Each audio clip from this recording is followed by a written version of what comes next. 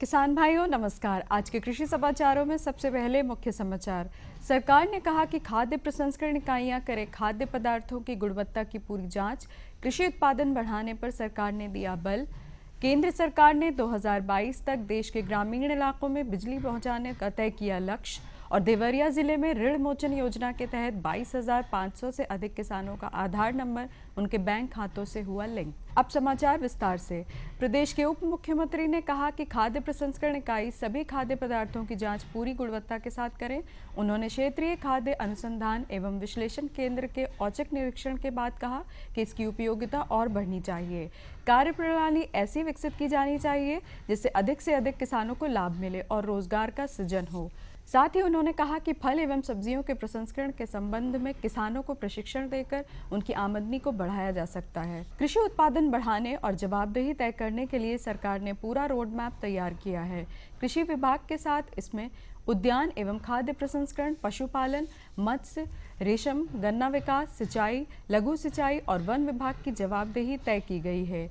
खेती बाड़ी से जुड़ी देश की शीर्ष संस्थाओं और विश्वविद्यालयों में जो भी शोध होते हैं उनको किसानों तक पहुंचाने में कृषि विज्ञान केंद्र महत्वपूर्ण होता है।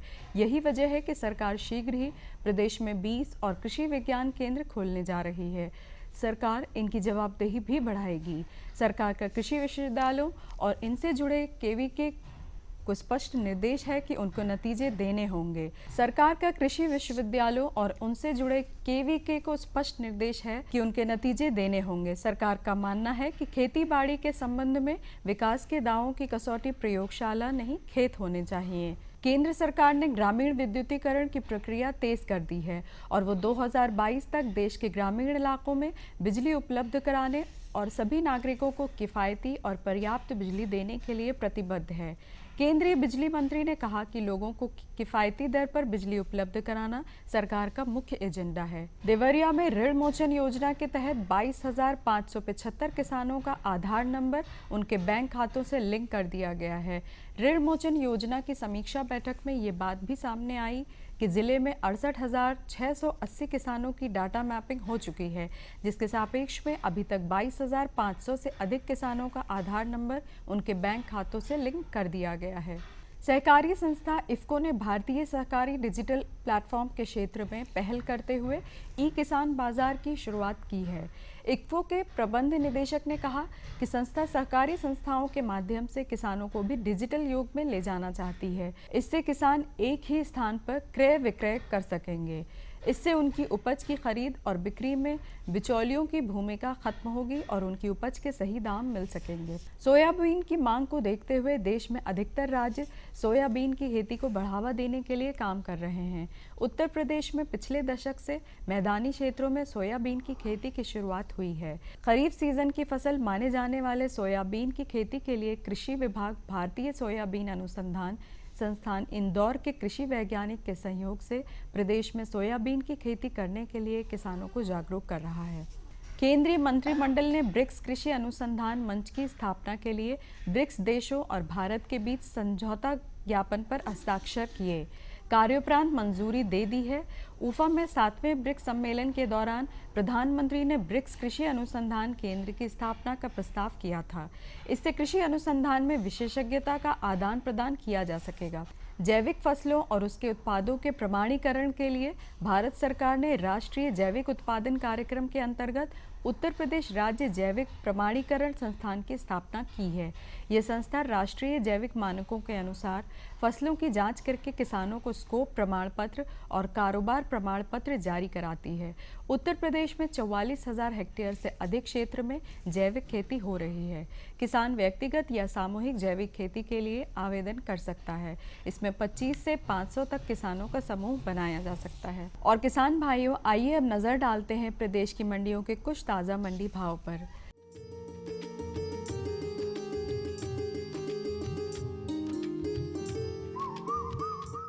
सबसे पहले चावल की बात करें तो चावल का भाव इस प्रकार रहा। लखनऊ में 2,275 रुपये प्रति क्विंटल, शाहजहांपुर में 2,250 रुपये प्रति क्विंटल, फैज़ाबाद में 2,250 रुपये प्रति क्विंटल और हरदोई में 2,270 रुपये प्रति क्विंटल से बिका। गेहूं का भाव प्रति क्विंटल इस प्रकार रहा। लखनऊ में 1575 रुपये प्रति क्विंटल, शाहजहांपुर में 1625 रुपये प्रति क्विंटल, फैजाबाद में 1625 रुपये प्रति क्विंटल और हरदोई में 1620 रुपये प्रति क्विंटल से बिका। अरहर दाल का भाव प्रति क्विंटल इस प्रकार रहा। लखनऊ में 5750 रुपये प्रति क्विंटल, शाहजहांपुर में 6300 रुपये प्रति क्विंटल, फैजाबाद में 6000 रुपये प्रति क्विंटल और हरदोई में 5900 रुपये प्रति क्विंटल रहा। प्याज का भाव प्रति क्विंटल इस प्रकार रहा। लखनऊ में 1200 रुपये प्रति क्विंटल, शाहजहांपुर में 1000 रुपये प्रति क्विंटल, फैजाबाद में 1700 रुपये प्रति क्विंटल और हरदोई में 980 रुपये प्रति क्विंटल से बिका। आलू का भाव प्रति क्विंटल इस प्रकार रहा। लखनऊ में 580 रुपये प्रति क्विंटल, शाहजहांपुर में 480 रुपये प्रति क्विंटल, फैजाबाद में 550 रुपये प्रति क्विंटल और हरदोई में 680 रुपये प्रति क्विंटल से बिका। तो किसान भाइयों, ये थे आज के कृषि समाचार। अगले अंक में आपसे फिर भेंट होगी, तब तक के लिए नमस्कार। सब्जी में मसाला ज्यादा है। कितनी बार कहा है कि जितनी जरूरत हो बस उतना ही डाला करो। अरे मुझसे तो ऐसा कभी कभार होता है। और तुम जो हमेशा खेत में अनाप शनाप कीटनाशक डालते हो, उसका क्या? ठीक ही तो कह रही है बहू। देख, खेत में उतनी ही दवा डाल जितनी जरूरत हो। याद रखो, कीटनाशक जहरीले होते हैं। डिब्बे पे लिखी सूचना के हिसाब से ही दवा डालनी चाहिए। पहले फेरोमोन ट्रैप, फ्लाइट ट्रैप, मित्र कीट, जैविक कीटनाशक आदि का इस्तेमाल करें। जरूरत पड़ने पर ही रासायनिक कीटनाशक का इस्तेमाल करें। छिड़काव सुबह या शाम दस्ताने, मास्क और पूरी आस्तीन वाले कपड़े पहनकर करें। हवा की दिशा में छिड़काव करते हुए पीछे जाएं। दवा के डिब्बे, छिड़काव यंत्र सुरक्षित जगह पर रखें। अब कुछ समझे क्या? हाँ, समझ गया मेरी रानी। अब ना करो नादानी। इसने पिला दिया ना तुझे पानी। जी जी जी। किससे बात कर रहे थे इतना हंस हंस कर? किसान कॉल सेंटर में विशेषज्ञ से खेती के बारे में सलाह ले रहा था। सुबह भी, रात को भी? किसान कॉल सेंटर सुबह 6 बजे से रात को 10 बजे तक खुलता है। रविवार को भी? साल के 365 दिन खुलता है। पर तुम ये सब क्यों पूछ रही हो? मैं तो कुछ और ही समझी थी। कृषि संबंधी समस्याओं का अपनी भाषा में तुरंत समाधान पाने के लिए पूरे भारत में किसी भी फोन से राष्ट्रीय हेल्पलाइन नंबर 1800-1801-551 पर संपर्क करें। अरे सुन तो।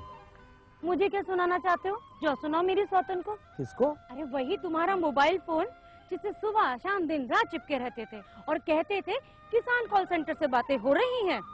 अच्छा, ये बात है। हाँ, क्यों? क्या हुआ? अब बात नहीं होती क्या? अब तो झट से बात हो जाती है। ऐसा क्या? हाँ, अब तो ज्यादा लाइनें और खास तकनीक के कारण खेती के माहिरों से तुरंत बात हो जाती है। और अगर कभी लाइन व्यस्त हो तो अपनी समस्या फोन पर रिकॉर्ड करा दो, वहाँ से फोन आ जाता है और समस्या के हल का मैसेज भी आ जाता है। ये देखो, आ गया। अरे वाह, इसका मतलब इंतजार की घड़ी अब खत्म। हाँ। तभी मैं सोचूं कि आजकल मुझ पर इतना प्यार क्यों आ रहा है। कृषि संबंधी समस्याओं का अपनी भाषा में तुरंत हल पाने के लिए पूरे भारत में किसी भी फोन से हेल्पलाइन नंबर पर संपर्क करें। किसानों का दोस्त, किसान कॉल सेंटर।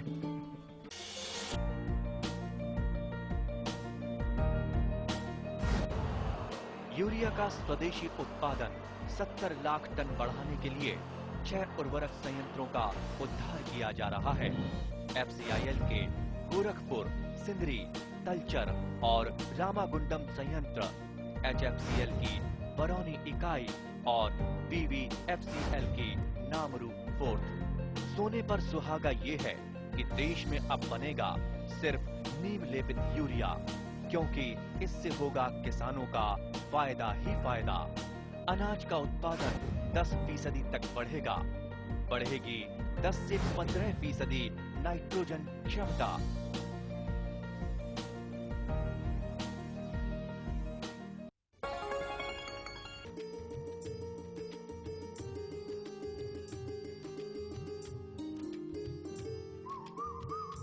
नमस्कार सभी किसान भाइयों का स्वागत है कार्यक्रम कृषि दर्शन के आज के इस अंक में। किसान भाइयों, आज हम बात करने वाले हैं अपने उन किसान भाइयों के बारे में जो खेती बाड़ी के साथ साथ कुछ ना कुछ सह व्यवसाय भी करते हैं, जिसमें से प्रमुख है मछली पालन व्यवसाय। तो किसान भाइयों, अगर आप भी मछली पालन व्यवसाय कर रहे हैं या करना चाहते हैं तो हमारा आज का अंक जरूर देखें, क्योंकि आज हम इसी विषय पर जानकारियां देने वाले हैं। और इस विषय पर सवालों के जवाब देने के लिए आज हमारे साथ मौजूद हैं डॉक्टर अखिलेश कुमार जी, जो कि राष्ट्रीय मत्स्य अनुवंशिक संसाधन ब्यूरो लखनऊ में वैज्ञानिक हैं। साथ ही मौजूद हैं ब्रह्मानंद शुक्ला, जो कि एक शोध छात्र हैं। आप दोनों का कार्यक्रम में बहुत बहुत स्वागत है। धन्यवाद। डॉक्टर साहब, आपसे सबसे पहला सवाल यही है कि मछली पालन की तैयारी, मछली पालन की शुरुआत कैसे करी जाती है? इसके दो पक्ष हैं। जिन लोगों ने पहले से मत्स्य पालन शुरू किया हुआ है, जैसे अप्रैल के महीने में, कुछ लोग अप्रैल के महीने में शुरू कर देते हैं। जैसे कुछ मछलियां हैं जिनका पालन अप्रैल के महीने से शुरू हो जाता है, और कुछ मछलियां हैं जैसे रोहू, कतला, नैन, grass carp, silver carp, common carp. इन मछलियों का मत्स्य पालन इस महीने से शुरू होता है, जुलाई से शुरू होता है। सबसे पहले तालाब की तैयारी के लिए आपका तालाब बिल्कुल साफ़ सुथरा होना चाहिए। कोई भी झील, झांकड़, कंकड़, पत्थर, घास फूस कुछ भी नहीं होनी चाहिए। तालाब की अच्छे से तैयारी कर लें। दूसरा काम जो आपको करना होता है वो है 1 मीटर तालाब में पानी भरें और उसमें फिर चूना डालें। चूने की मात्रा 200 किलोग्राम प्रति हेक्टेयर प्रति बार होती है, और ये आमतौर पे जो पानी का पीएच होता है, पीएच एक मानक होता है जिसकी जांच करने के बाद ही मात्रा का निर्धारण होता है। तो निर्धारण में भी इस बात का ध्यान रखना पड़ता है कि आमतौर पर जो मात्रा है वो 200 किलो प्रति हेक्टेयर प्रति बार के हिसाब से पर्याप्त मानी जाती है। कहने का तात्पर्य यह है कि पानी का पीएच 7.5 से 8.5 के बीच में होना चाहिए। जब भी कम हो आपको चूना डालना होता है, ताकि जो पीएच है उसका मानक स्थिर हो जाए। एक बार वो मानक स्थिर हो गया, उसके बाद फिर आपको गोबर डालना है। गोबर की मात्रा पुराने तालाबों के लिए 10,000 किलो होती है और नए तालाब के लिए 15,000 किलो प्रति हेक्टेयर प्रति वर्ष होती है। पहली मात्रा 3,000 किलो की होगी, बाकी की मात्रा को आप बराबर मात्रा में बांट लें और हर महीने एक मात्रा आपको डालनी है तालाब में। ऐसा आपको दिसंबर और जनवरी के महीने में नहीं करना है, या फिर तालाब का पानी जब गहरा, हरा, लाल या आपको लगे जैसे गाढ़ा हो गया है, तब तालाब में गोबर की मात्रा को नहीं डालना है। उसको आप अगले महीने डाल सकते हैं, और इसकी जगह आप तालाब के पानी मिला दें और उसमें पानी को पतला कर लें। और अगर बात करें प्रजातियों की, तो कौन कौन सी प्रमुख प्रजातियां हैं जिनसे हमारा किसान अच्छा लाभ कमा सकता है? ऐसे तो रोहू, कतला, मृगल, ग्रास कार्प, सिल्वर कार्प और कॉमन कार्प, यानी समन्वित मत्स्य पालन में ये 6 मछलियाँ डाली जाती हैं। लेकिन बहुत सारे लोग आजकल एक नई मछली का भी पालन हो रहा है, जिसको पंगेशियस कहते हैं, पंगास या बेटकी, बहुत सारे नामों से लोग जानते हैं, लेकिन उसका भी पालन काफ़ी मात्रा में हो रहा है। आमतौर पे उसका पालन जो है ना वो अप्रैल से नवंबर के बीच में किया जाता है, क्योंकि ये मछली सर्दियों में हमारे यहाँ नहीं जिंदा रह पाती है। इसलिए आपने अप्रैल से लेकर नवंबर के बीच में ही इसका पालन करना होता है, और ये काफ़ी अधिक संख्या में हो रहा है कई क्षेत्रों में। अच्छी बात है, होना चाहिए, लेकिन आपको कुछ चीज़ों का ध्यान रखना पड़ता है। अगर आपने अप्रैल में शुरुआत कर दी है तो ये समय है जबकि आपको विशेष तौर पे अगर जब भी बारिश तेज़ होगी उस समय आपको मछली का ध्यान रखना है। अगर ऑक्सीजन की मात्रा कम हो रही है तो आपको कोई ना कोई उपचार उसका ज़रूर करना होगा। अच्छा, मछली पालन का व्यवसाय शुरू करने से पहले तालाब को किस तरह से तैयार किया जाता है, ज़रा ये भी बता दीजिए। आमतौर पे जो एक धारणा है कि जो मिट्टी किसी काम की नहीं है, यानी खेती के किसी काम की नहीं है, उसमें मत्स्य पालन करें, लेकिन ऐसा नहीं है। मछली पालन करने के लिए भी अच्छी भूमि की आवश्यकता होती है। ज़मीन ऊसर, कंकड़, पत्थर, बजरीली, ये ज़मीनें जो है ना मछली पालन के लिए उपयुक्त नहीं है। अगर आप इस तरह की किसी भी भूमि में मछली पालन करना चाह रहे हैं, विशेष तौर पे बालू वाली ज़मीनों में, आप जो है ना मछली पालन नहीं कर सकते हैं। अगर आप कर रहे हैं तो पहले उसका उपचार करें, उसके बाद ही उसमें मछली पालन करें। ब्रह्मानंद, मैं आपके पास आऊँगा। मैं आपसे अगर पूछूं तो मैंने सुना है कि धान की खेती के साथ साथ मछली पालन का व्यवसाय किया जा सकता है, तो कैसे किया जा सकता है, ज़रा कुछ बताइए। हाँ, हमारे एक पूर्वांचल में स्पेशली जब बरसात का टाइम होता है तब उसमें हमारे किसान भाइयों की फसलें बेकार हो जाती हैं या थोड़ी बेकार हो गई, तो हमारे जो किसान भाई लोग हैं उसके साथ साथ मछली का भी पालन कर सकते हैं उसी में ही, कहीं दूसरे में जाने की ज़रूरत नहीं है। बस उनको उसमें एक ट्रेंच बनाना होगा, थोड़ा आगे की तरफ गड्ढा करके उसके अंदर वो लोग पानी, धान में तो वैसे भी पानी होता है और बाढ़ आया हुआ है, तो हमारे किसान भाई लोग उसके अंदर जो देसी प्रजातियां हैं जैसे कटला है, रोहू है, नैन है, कुछ विदेशी प्रजातियां भी हैं जिसमें हम लोग 3 इनके साथ जो देसी हमारी जातियां हैं इनके साथ 3 और हैं जैसे ग्रास कार्प, सिल्वर कार्प, तो ये सब भी वो लोग, हमारे किसान भाई लोग उसमें मछली डाल करके उनका पालन कर सकते हैं। इससे किसान भाइयों की जो फसल बर्बाद हुई है उससे उनकी जो आर्थिक स्थिति जो खराब, जो उनको नुकसान होगा उसका उनको फ़ायदा हो जाएगा। और इसके साथ साथ धान जो है उसका भी उत्पादन 18 से 20% ज़्यादा हो जाता है।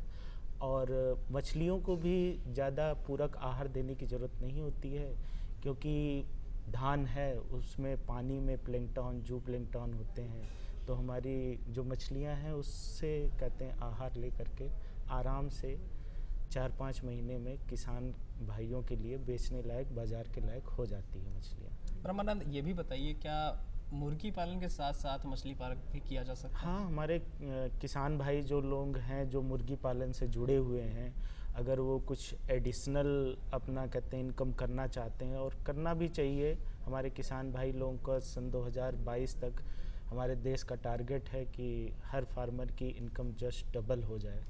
तो हम लोग मुर्गी पालन के साथ साथ कहते हैं मछली पालन भी कर सकते हैं। और मछली पालन हम लोग करेंगे तो उसमें जो मुर्गी के जो पोल्ट्री के जो बाई प्रोडक्ट जो उनके वेस्ट होते हैं उसको हमारे किसान भाई लोग उसको मछली का जो तालाब है उसके अंदर एज ए पूरक आहार उसका यूज कर सकते हैं। तो इससे हमारे जो मुर्गी पालक जो किसान भाई लोग हैं उनको मछली के लिए जो 60% फिश के ग्रोथ के लिए जो 60% उनको अपनी कास्ट लगानी पड़ती है वो उनका बच जाएगा। और साथ में साथ मुर्गी पालन तो उनका हो ही रहा है और उसके साथ साथ उनको मछली का भी आर्थिक लाभ होगा। अच्छा डॉक्टर साहब, मैं आपके पास फिर से आऊँगा। अभी आपने बताया कि तालाब किस तरह से तैयार किया जाए, लेकिन यहाँ पर ये सवाल है कि अगर तालाब पुराना है तो उसको किस तरह से तैयार किया जाए? पुराने तालाब में अगर वो तालाब नदी, नहर, नाले या ऐसे किसी प्राकृतिक स्रोत से संबद्ध है तब ज़्यादातर उसमें ये चांसेस रहते हैं या आशंका रहती है कि उसमें जंगली मछलियाँ होंगी। अगर ऐसा कुछ है तो आप किसी भी तरीके से निकालें, उन जंगली मछलियों को पहले उनका निराकरण कर लें। नहीं तो जो मछली के बच्चे हम डालते हैं ये आमतौर पर शाकाहारी होते हैं और ये मांसाहारी मछलियाँ इनको खा जाती हैं और हमें इस बात का पता साल भर के बाद लगता है। तो ये ज़रूर तय कर लें कि मछली वाले तालाब में अगर तालाब पुराना है तो उसमें कोई जंगली मछलियाँ नहीं हो। दूसरा ये है कि एक थंब रूल होता है, यानी एक मोटा मोटा नियम है कि जितने हेक्टेयर का तालाब है उतने साल में एक बार सूख जाना चाहिए। अगर 1 हेक्टेयर का है तो 1 साल में और 5 हेक्टेयर का है तो 5 साल में। अगर आप ऐसा कर लेते हैं तो न सिर्फ जंगली मछलियों से आपको मुक्ति मिल जाएगी बल्कि तालाब की उर्वरा शक्ति भी बढ़ जाती है। यानी जो मिट्टी आमतौर पर जब आपने देखा होगा कि तालाब जब सूखता है तो उसकी मिट्टी चटक जाती है, जितनी गहराई तक मिट्टी चटक जाती है वास्तव में वो मिट्टी सड़ गई होती है। तो हमारा दायित्व बनता है कि हम जितनी मिट्टी चटक गई है उसको बाहर निकालें, लेकिन अगर उतना संभव नहीं है तो 4 से 6 इंच तक ज़रूर निकाल लें। आप उसमें बहुत अच्छी साग सब्जी उगा सकते हैं बिना किसी अतिरिक्त खर्चे के। तो इस तरीके से अगर आप तालाब को तैयार करेंगे और उसके बाद जैसा मैंने शुरू में बताया था कि आपको चूना डालना है, फिर गोबर डालना है। गोबर डालने का मतलब मछली गोबर नहीं खाती है, गोबर से जो है ना प्राकृतिक भोजन उत्पन्न होता है, क्योंकि मछली पालन में लगभग 60% खर्चा जो है ना खाने का होता है। तो अगर आप गोबर समय समय पर डालते रहें तो लगभग 30% की बचत हो जाती है, जो कि वास्तव में आपका मुनाफा होता है। अच्छा, अभी खाने पे हम बात कर रहे थे, आपने बताया, तो कौन कौन से ऐसे प्रमुख आहार हैं जो तालाब में डालने चाहिए ताकि मछलियों में बढ़ोतरी हो सके? अगर किसान भाई वास्तव में चाहते हैं कि वो पैसा कमाएं तो उनकी जिम्मेदारी बनती है कि कम से कम 50% खाना प्राकृतिक आहार हो और 50% जो है ना वो पूरक आहार हो। पूरक आहार आप किसी भी तरीके का इस्तेमाल कर सकते हैं। आप चाहें तो साधारण तरह जो भी खली बाज़ार में मिलती है, सरसों, मूंगफली, तिल, अलसी, कोई भी खली आप ले लें और राइस पॉलिश ले लें, दोनों को आधा आधा मिला लें। ऐसा करके शुरुआती दौर में यानी पहले 3 महीने में आपको पाउडर की शक्ल में देना है, दोनों को आधा आधा मिला लें। बाज़ार में मिनरल मिक्स के नाम से एक मल्टीविटामिन का मिक्सचर मिलता है, आप 1% उसको मिला लें और ऐसा भोजन तैयार करें। पहले 3 महीने तक आपको पाउडर की शक्ल में देना है, उसके बाद फिर आप उनको लड्डू बना के किसी एक निश्चित स्थान पे निश्चित समय में उनको दे सकते हैं। ये खाने की दर जो है ना शुरुआत में 10% होती है पहले 3 महीने में, फिर 8%, फिर 5% और आखिर में 1 से 3% के बीच में होती है। ये तो बात रही साधारण आहार की। अगर आप चाहें तो आजकल बाज़ार में तमाम कंपनियां हैं जो कि पूरा आहार बनाती हैं, आप उनको ले लें। और 1% के हिसाब से अलग अलग साइज़ का फीड आता है, पहले 3 महीने के लिए अलग होगा और बाद के समय के लिए अलग होगा। तो आप उनको ले लें और उनको खिलाएं, उससे आप अच्छा, चूँकि वो पूरा आहार जो बनाया जाता है यानी जो फ्लोटिंग फीड कहलाते हैं, जो पानी में तैरता हुआ फीड होता है, उसका फ़ायदा ये रहता है कि आप मात्रा का निर्धारण कर सकते हैं। साथ ही मछली जब खाना खाने आएगी तो आपको ये भी पता लग जाएगा कि तालाब में कितनी मछलियाँ हैं, उसके अनुसार आप मात्रा का निर्धारण भी कर सकते हैं। अच्छा, ब्रह्मानंद ये बताइए मुझे कि जिस तालाब में मछलियाँ हैं तो उस तालाब की साफ सफाई कितनी ज़रूरी है? मत्स्य पालकों के लिए साफ़ सफाई तो बहुत ही ज़रूरी है, क्योंकि अगर वो समय समय पे उसकी सफाई नहीं करेंगे तो उसमें विभिन्न प्रकार के रोग भी लग सकते हैं। उससे हमारे किसान भाइयों की जो फसल है वो बर्बाद हो सकती है। डॉक्टर साहब, ये मैं जानना चाह रहा था कि पानी में ऑक्सीजन की कमी हो जा रही है, पानी में के ऑक्सीजन की कमी जो है उसको बढ़ाने के लिए क्या किया जाए? आजकल तरह तरह के साधन का इस्तेमाल आप कर सकते हैं। आप फ्लोटिंग एरिएटर ले सकते हैं, पैडल व्हील ले सकते हैं, आप पैडल व्हील का इस्तेमाल कर सकते हैं, या जो एरिएटर्स होते हैं उनका इस्तेमाल कर सकते हैं। नहीं तो आजकल जो है ना वो एयर ब्लोअर का इस्तेमाल भी होने लगा है। एक छोटी सी डिवाइस होती है जो कि वातावरण से हवा लेती है और उसको एक प्रेशर के साथ जो है ना तालाब के अंदर भेजती है, पतले पतले पाइप के माध्यम से। अच्छा। तो उससे होता ये है कि पानी के अंदर जो गैसेस जमा हो रही होती हैं वो गैसेस निकल जाती हैं और उनकी जगह ऑक्सीजन ले लेती है। तो इसका फ़ायदा आप ले सकते हैं। अच्छा, और जो आहार पानी में डाला जा रहा है, तो पानी में डालने से पहले क्या उसे किसी तरह से तैयार किया जाता है, कुछ दवाएं मिलाई जाती हैं? आमतौर पे ऐसी कुछ आवश्यकता नहीं होती है। जब तक कोई आदमी बीमार नहीं है तो उसको दवाई की आवश्यकता नहीं होती है। दवाई की आवश्यकता तभी होती है जबकि मछली बीमार हो या बीमार होने वाली हो, आपको ऐसा लग रहा हो कि मछली में कोई बीमारी लगने वाली है, तभी आप उसको उसके उपचार की आवश्यकता है। अदरवाइज़ अगर आप एक संतुलित आहार देते रहते हैं तो किसी तरह की इन सब चीज़ों की आवश्यकता नहीं होती है। आमतौर पर धारणा ये है कि मछली पानी में रहती है, पानी उसका जीने का माध्यम है। मछली पानी पीती नहीं है, ये उसके जीने का माध्यम है। तो पानी की गुणवत्ता जितनी अच्छी रहेगी, मछली की सेहत भी उतनी अच्छी रहेगी। ठीक है, आप दोनों यहाँ आए, ये जानकारियाँ दी, उसके लिए आपका बहुत बहुत धन्यवाद। आपका भी बहुत बहुत। हम आशा करते हैं कि जो भी जानकारियाँ आपको मिली है वो आपको लाभ ज़रूर पहुँचाएगी। आज के लिए इतना ही, हमें दीजिए अनुमति। नमस्कार।